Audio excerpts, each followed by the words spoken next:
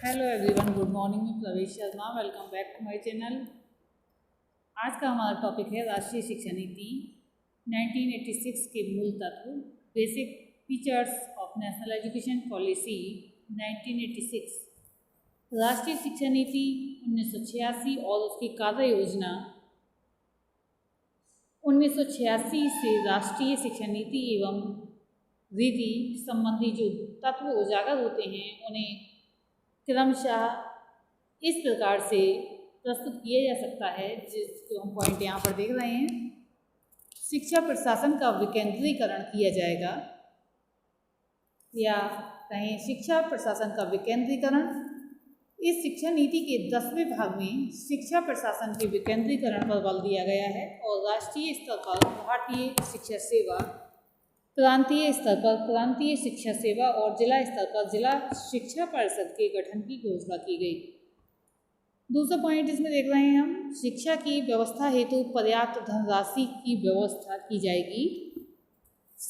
इस शिक्षा नीति के तृतीय भाग में यह स्वीकार किया गया है कि शिक्षा मनुष्य का भौतिक एवं आध्यात्मिक विकास करती है, यानी कि भौतिक विकास होता है और आध्यात्मिक विकास भी होता है, और ये हमारे सांस्कृतिक एवं आर्थिक विकास, लोकतंत्रीय मूल्यों जैसे कि स्वतंत्रता, समानता, भ्रातृत्व, समाजवाद, धर्मनिरपेक्षता और न्याय के विकास और राष्ट्रीय लक्ष्यों जैसे कि जनसंख्या नियंत्रण, पर्यावरण संरक्षण और आधुनिकीकरण की प्राप्ति के लिए परम आवश्यक है।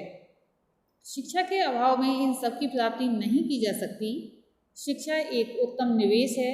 इस शिक्षा नीति के 11वें भाग में इसे क्रियान्वित करने के लिए पर्याप्त धनराशि उपलब्ध कराना स्वीकार किया गया है और ये घोषणा की गई है कि केंद्र अपने बजट में शिक्षा पर 6% का प्रावधान करेगा। साथ ही प्रत्येक स्तर पर जन सहयोग को प्रोत्साहित करने का प्रयत्न किया जाएगा। थर्ड पॉइंट हम देख रहे हैं, संपूर्ण देश में 10+2+3 शिक्षा संरचना लागू की जाएगी। शिक्षा नीति के तृतीय भाग में, जो कि राष्ट्रीय शिक्षा नीति 1986 है, इस शिक्षा नीति के तृतीय भाग में संपूर्ण देश के लिए 10+2+3 शिक्षा संरचना स्वीकार की गई है। प्रथम 10 वर्षीय शिक्षा पूरे देश के लिए समान होगी। इसके लिए एक आधारभूत पाठ्यचर्या यानी कि कोर करिकुलम होगा, निर्धारित होगा।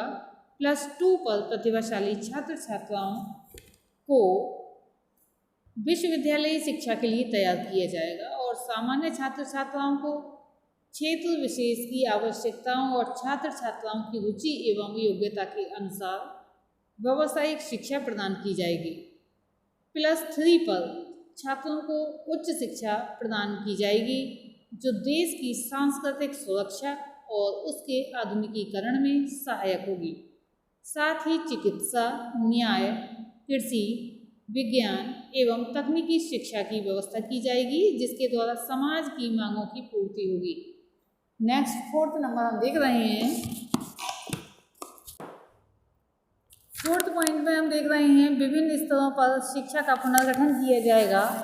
इस शिक्षा नीति के 5वें भाग में शिक्षा के सभी स्तरों को पुनर्गठन करने पर बल दिया गया है और पूर्व प्राथमिक, माध्यमिक और उच्च शिक्षा की पाठ्यचर्या में सुधार करने और उनके स्तर को उठाने पर बल दिया गया है।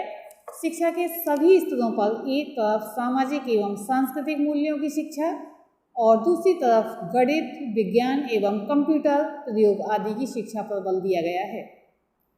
संस्कृति या कहें सांस्कृतिक संरक्षण एवं आधुनिकीकरण में समन्वय पर बल दिया गया है।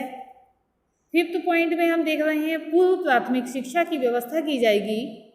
इस स्तर पर शिशुओं के शारीरिक एवं मानसिक विकास पर ध्यान दिया जाएगा। उनके भोजन, वस्त्र, सफाई और पर्यावरण पर ध्यान दिया जाएगा और उनके लिए खेलकूद एवं व्यायाम की उचित व्यवस्था की जाएगी। नेक्स्ट 6th पॉइंट में हम देख रहे हैं, अनिवार्य एवं निःशुल्क प्राथमिक शिक्षा के लक्ष्य है। अनिवार्य एवं निःशुल्क प्राथमिक शिक्षा के लक्ष्य में कहा गया है कि प्राथमिक शिक्षा जो है सर्वसुलभ बनाई जाएगी।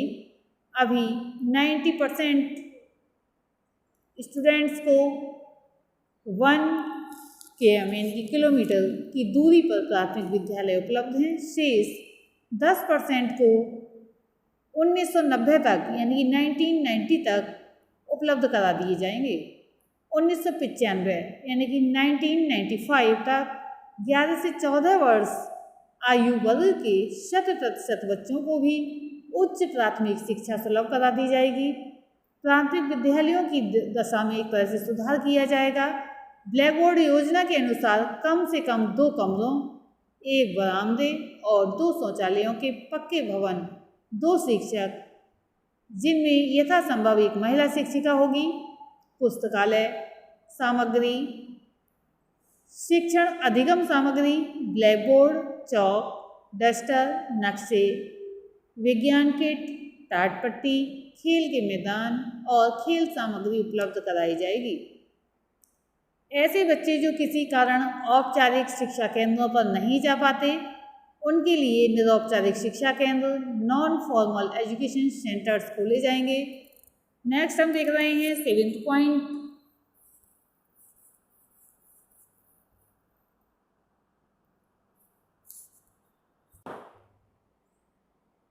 माध्यमिक शिक्षा का पुनर्गठन किया जाएगा। इस शिक्षा नीति के 5वें भाग में ये घोषणा की गई कि माध्यमिक शिक्षा के इच्छुक जो छात्र हैं, लड़के लड़कियों को एक तरह से सुलभ कराई जाएगी। इस स्तर पर त्रिभाषा सूत्र लागू किया जाएगा और गणित, विज्ञान, सामाजिक विज्ञान, मानविकी, इतिहास, राष्ट्रीयता, संवैधानिक दायित्व, नागरिक अधिकार एवं कर्तव्य, सांस्कृतिक संस्कार और कार्य अनुभव को अनिवार्य किया जाएगा। प्रत्येक जिले में एक नवोदय विद्यालय स्थापित किया जाएगा जो अन्य विद्यालयों के लिए आदर्श विद्यालय होगा।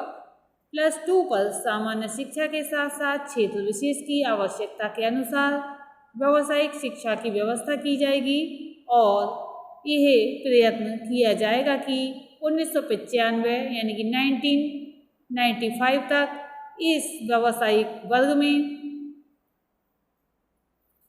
25% यानी कि 25% छात्र छात्राएं शिक्षा ग्रहण करें। 8th पॉइंट में हम देख रहे हैं उच्च शिक्षा का प्रसार एवं उन्नयन किया जाएगा। इस शिक्षा नीति के 5वें भाग में ये स्पष्ट किया गया है कि उच्च शिक्षा द्वारा छात्रों में विशिष्ट ज्ञान एवं कुशलता का विकास किया जाएगा, जिससे राष्ट्र का विकास होगा। उसके मौजूदा पाठ्यक्रमों में सुधार किया जाएगा और शिक्षण को चिंतन परक बनाया जाएगा। साथ ही शिक्षकों के कार्यों का मूल्यांकन किया जाएगा और उनकी पदोन्नति योग्यता के आधार पर की जाएगी। उच्च शिक्षा का स्तर मान बनाए रखने का उत्तरदायित्व विश्वविद्यालय अनुदान आयोग अर्थात UGC का होगा।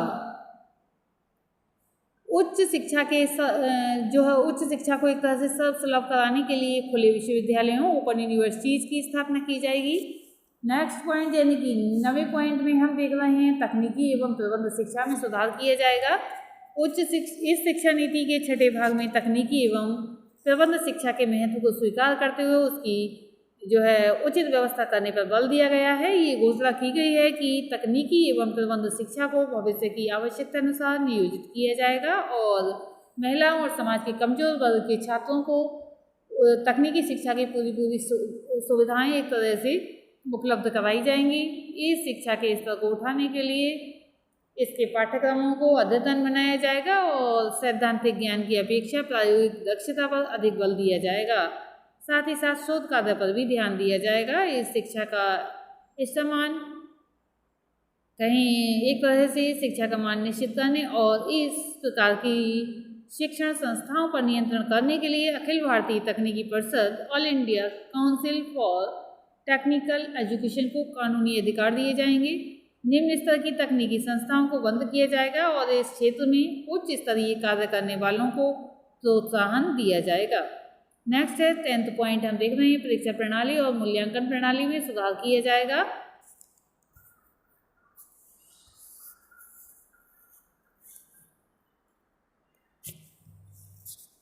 इस शिक्षा नीति के 8वें भाग के अंत में तत्कालीन परीक्षा प्रणाली और मूल्यांकन प्रणाली में सुधार करने की एक तरह से चर्चा की गई है और ये घोषणा भी हुई है कि मूल्यांकन को एक सतत प्रक्रिया बनाया जाएगा। बाहरी मूल्यांकन के स्थान पर आंतरिक मूल्यांकन को अधिक महत्व दिया जाएगा।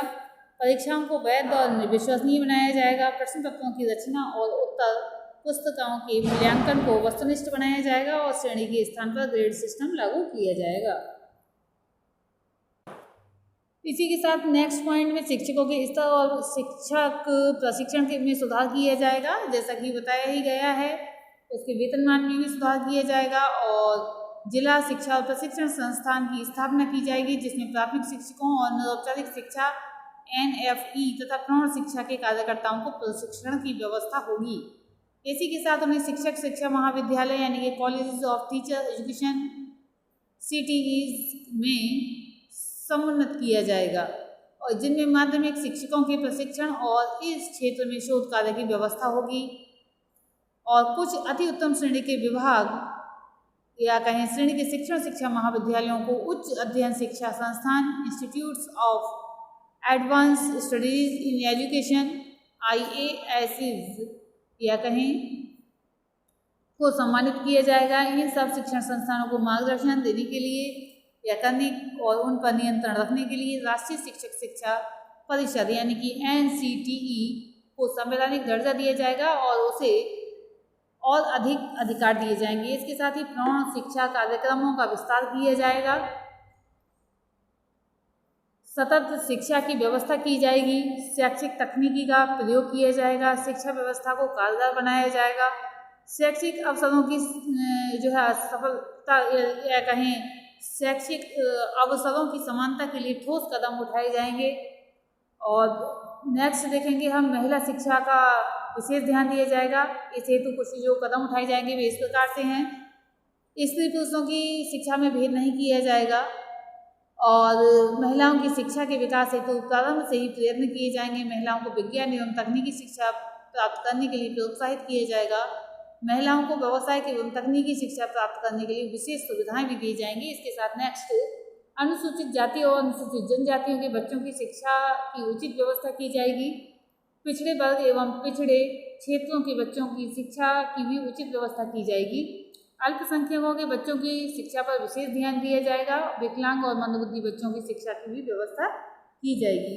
तो इस प्रकार से हमने आज की इस वीडियो में देखा राष्ट्रीय शिक्षा नीति 1986 के मूल तत्व और जो जिनका विशेष विवरण दिया गया है। आज के लिए इतना ही।